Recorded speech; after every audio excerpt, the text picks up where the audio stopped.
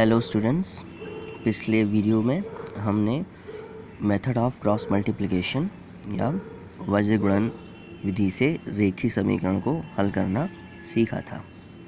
आज हम इसी मेथड ऑफ क्रॉस मल्टीप्लिकेशन या वज्र गुणन विधि के आधार पे कुछ एक्सरसाइजेस करेंगे। आज उसमें है अभ्यास 6B हम करेंगे। ठीक है, कुछ वार्तिक प्रश्न। जैसे पहला प्रश्न है, किसी परिमेय संख्या का अंश उसके हर से 3 कम है। यदि उसके अंश और हर में 5 जोड़ दें तो नई संख्या का मान 3/4 हो जाता है, तो संख्या ज्ञात कीजिए। इस तरह के क्वेश्चन में जो हमें ज्ञात करना होता है हम उसे x, y या z इस तरह से मानते हैं। ठीक है, तो हमने मान लिया कि माना परिमेय संख्या। देखिए अब यहाँ पे देखिए संख्या ज्ञात करें। ये संख्या क्या है? ये एक परिमेय संख्या है। परिमेय संख्या किस फॉर्म में होती है? p/q के फॉर्म में होती है, जहाँ पे q नॉट इक्वल टू 0। तो p/q के फॉर्म में होती है, इसका मतलब अंश या हर के फॉर्म में होती है। यहाँ पे हमें अंश दिया है कि अंश और हर में एक संबंध दिया है कि अंश उसके हर से 3 कम है। ठीक है, तो इसका मतलब हम अंश को x मान लें। परिमेय संख्या का अंश x है, तो अब ध्यान दें अंश जो है उसके हर से 3 कम है। इसका मतलब उसका हर उसके उस परिमेय संख्या के अंश से 3 अधिक होगा। ठीक है, वाक्यों का है, फिर ध्यान दें अंश उसके हर से 3 कम है। दूसरे शब्दों में उसका हर उसके अंश से 3 अधिक होगा। ठीक है, तो अंश x है तो हर हो गया x+3। अब परिमेय हमारी जो परिमेय संख्या बन गई है x/x/3 बन गई है। जो हमारी जो संख्या बन गई है वो x/x/3 बन गई है। देखें यहाँ पे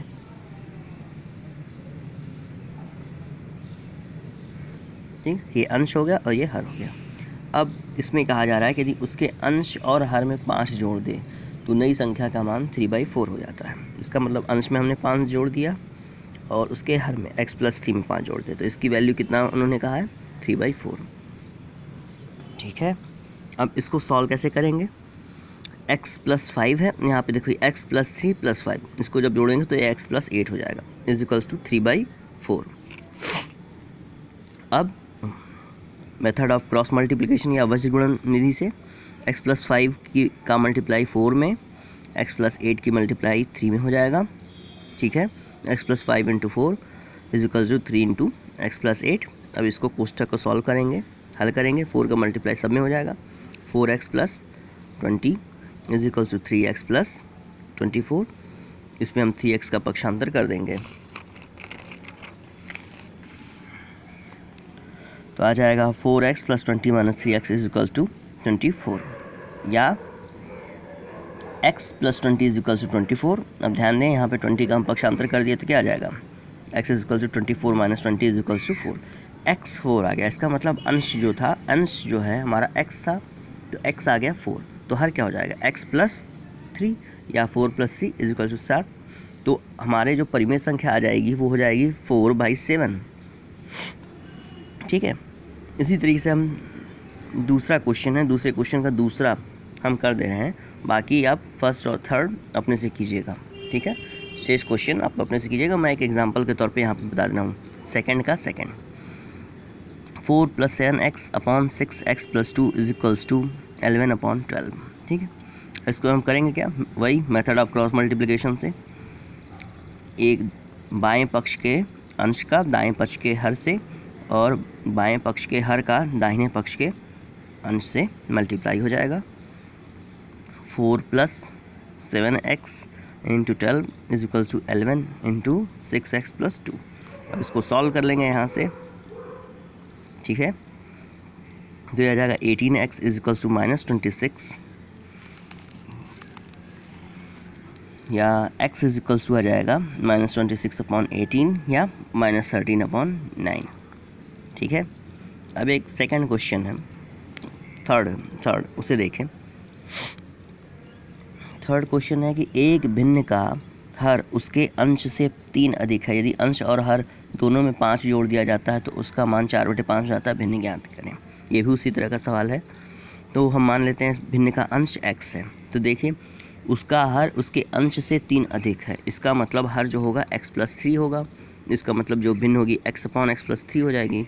अब ये कहा जाए कि अंश और हर दोनों में हम 5 जोड़ दें तो उसका मान 4/5 हो जाता है। इसका मतलब x+5/x+3+5 नई भिन्न हो गई ना, दोनों अंश व हर दोनों में हमने 5 जोड़ दिया, तो अंश में भी 5 जोड़ दिया तो x+5 हो गया, हर में 5 जोड़ दिया तो x+3+5 या x+5/x+8 ये नई भिन्न हो गई हमारी।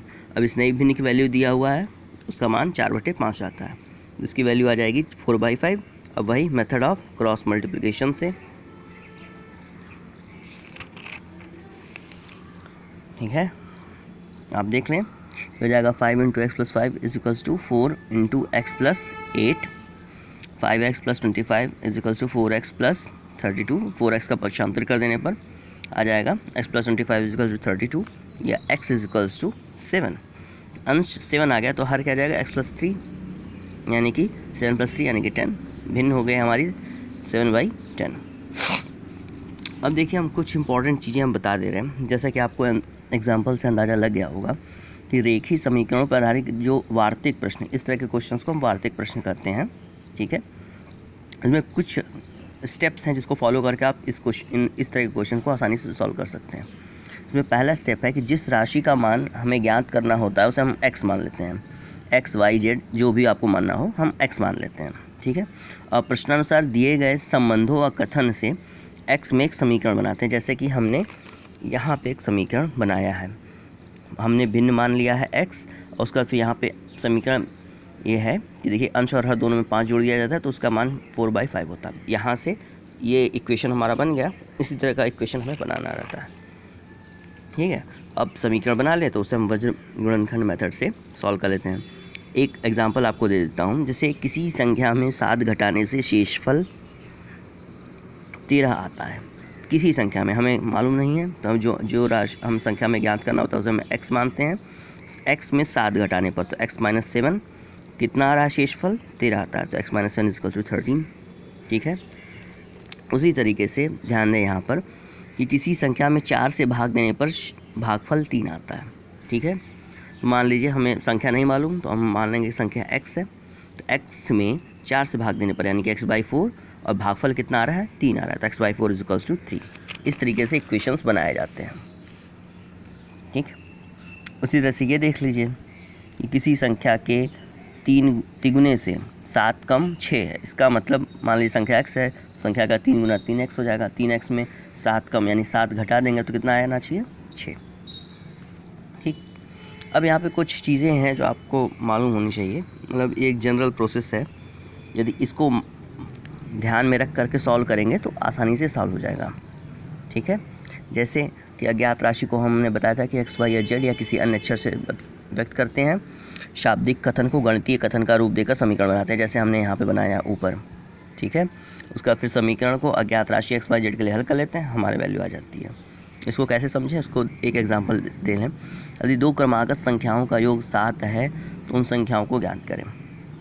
क्रमागत माने होता है क्रम से आने वाला, यानी कि एक संख्या यदि x मान लें तो दूसरा होगा x+1, ठीक है। तो यहाँ पे भी हम मान लें पहली संख्या है x, दूसरी संख्या है x+1। अब इन दोनों का योगफल कितना है, 7 है, तो इसको अब यहाँ पे देखिए x में इक्वेशन बन गया 2x + 1 = 7।